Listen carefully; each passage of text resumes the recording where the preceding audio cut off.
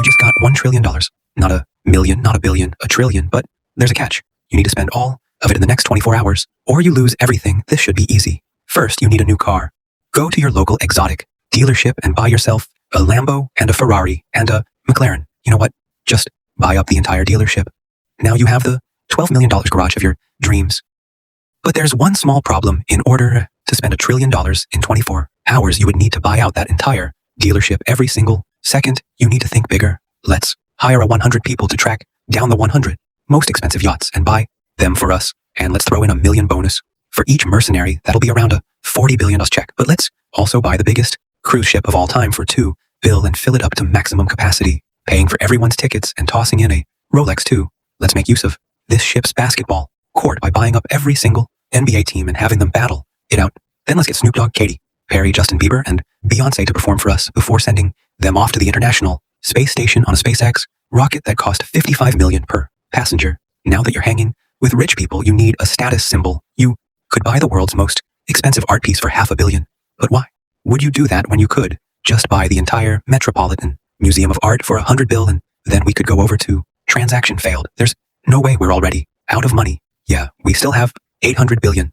The Metropolitan Museum is an educational institution whose assets are held for the public benefit and are not owned by, you know what? Forget about the Met. The entirety of New York City is worth around $1.3 trillion. There are currently 33,210 vacant units available, so let's hire 33,000 people to snatch those up for us. And of course, throw in a $100K commission. But here's something you need to think about. The most expensive real estate purchase in U.S. history was this $240 million concrete brick. That might sound like a lot of money, but you spending $240 million is like an average person spending $60. I think instead of buying houses, you should build a mega project. The sky is truly your limit. You can build your project wherever you want. If there's people in the way, buy them out with your pocket change, or maybe try the Saudi Arabia method and relocate them into a graveyard. Actually, I think the Middle East is exactly where we need to go. So let's buy one Gulfstream G650 for each day of the year and fly across the world. Welcome to the Arabian Peninsula, where people will build literally anything. The world's biggest picture frame, the world's largest clock, the massivest cube, the tallest structure ever, man-made sinking islands shaped after the world map from memory. These are cool. Let's build an even bigger artificial island for $20 billion. Of course, we can't forget about labor cost. So for that, let's budget in $10. Then let's buy every single one of those mega projects I just showed you for a total donation of $101 billion, $292 million, and $10 to our Middle Eastern boys. But while you're here, take a look at the Burj Khalifa, the current tallest building in the world. If you were to stack one bills to the very top, the tower would be worth $7.50 million. You still need to spend 87,000 times that A stack so high, it would go past the International Space Station. If you ever want to spend this money, you need to stop thinking in real estate and start thinking in 51st state. Do you see where I'm going with this? Buy a country.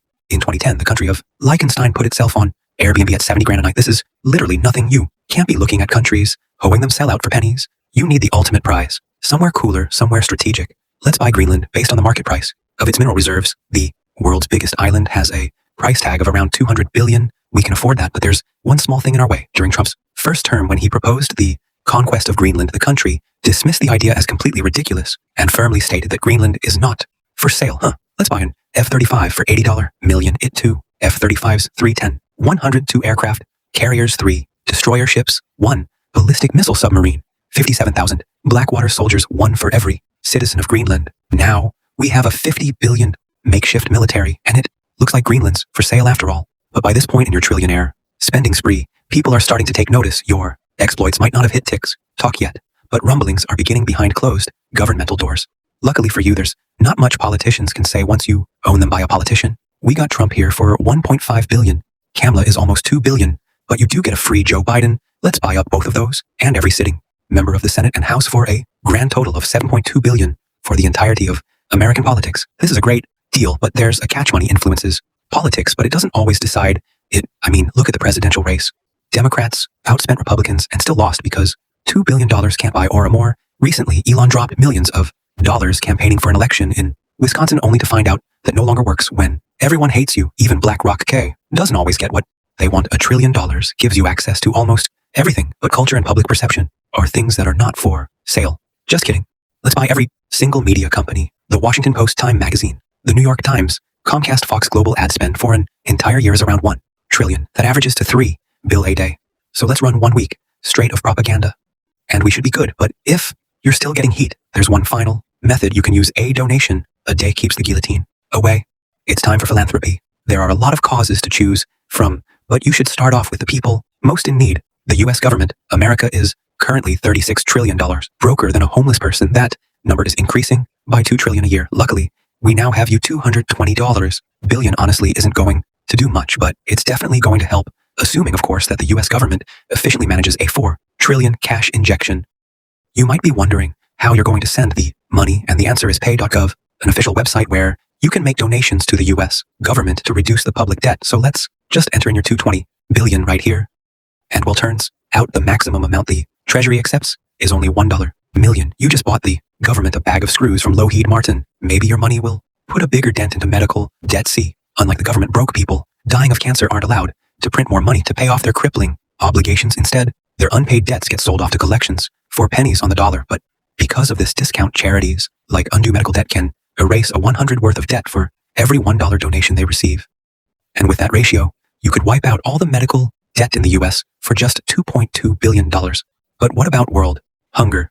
The UN estimated it would take $40 billion each year to end world hunger by 2030. We could afford that next.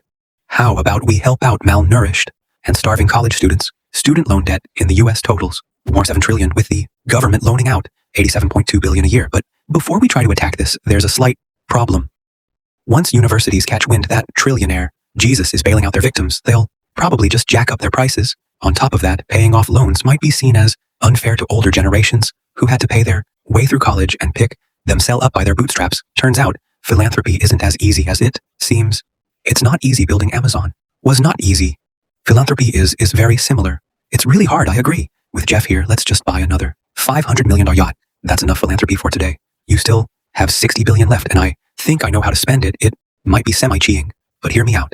37% of Americans can't afford an unexpected purchase over $400. Being a trillionaire, your passive income earns you $400 every 0.126 seconds. The median net worth under 35 is $39,000. As a trillionaire, you could exchange your toilet paper with rolls of $39,000 bills for your entire lifetime, and it wouldn't put a dent in your finances. A trillion gives you horizons incomprehensible to the normal paycheck to page living human. Even after your spending spree, you still have so much money left that it gives you too many options. You could launch space programs, clean up the ocean, fund institutions 24 hours. Just isn't enough time for this much fun, so let's buy more time, make yourself a trust, and safely store your money in it. Now, all of those humanity-shifting endeavors, you can sleep on them on the world's most expensive bed.